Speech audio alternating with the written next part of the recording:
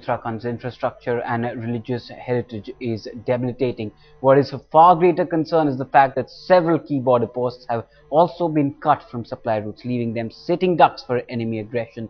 Here's one such story from the Sino-Indian border, where the army posted there is forced to rebuild the town on its own.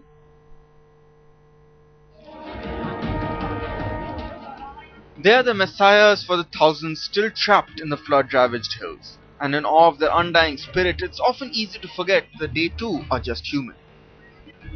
Far from the public glare at the destruction of Kedarnath and Badrinath is a critical road leading to India's defense post along the Sino-Indian border, which has been shut for a week now.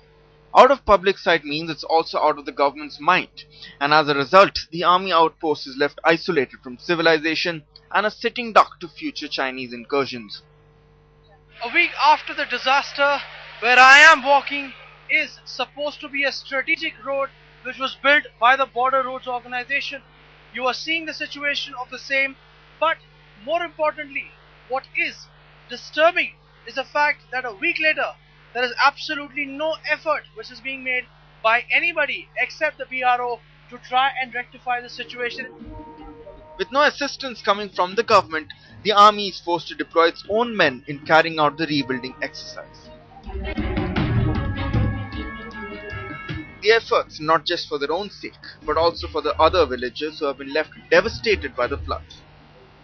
करीबन 50 hotel और यही हमारा जो गांव है और इसमें 50-60 परिवार अभी रहता है, ये अभी खतरे के निशान पे हैं और हम प्रशासन से ये मांग करते हैं, अगर इस बरसात से पहले 15 दिन तक अगर यहाँ पर मशीनें और शासन प्रशासन द्वारा अगर ये काम नहीं होता है तो हम बिल्कुल आप तय मानिए कि बिल्कुल खतरे में और कोई नहीं बचेगा. As the saying goes, God helps those who help themselves. Headlines Today is the first news channel to reach the last village before the Indo-China border begins. Let me just give you a description of the situation following the cloudburst and the flooding in this region. Behind me you're seeing the entire bridge has been damaged, rendered ineffective, useless because of the water which poured down from these mountains in large quantities, disrupting everything along its way. Where we are standing right now is a ground which used to be at least 20 feet below. All of which that we are standing on right now is silt and debris which the water brought along with it. Ahead, let me show you some of the commercial establishments, some of the hotels in the area.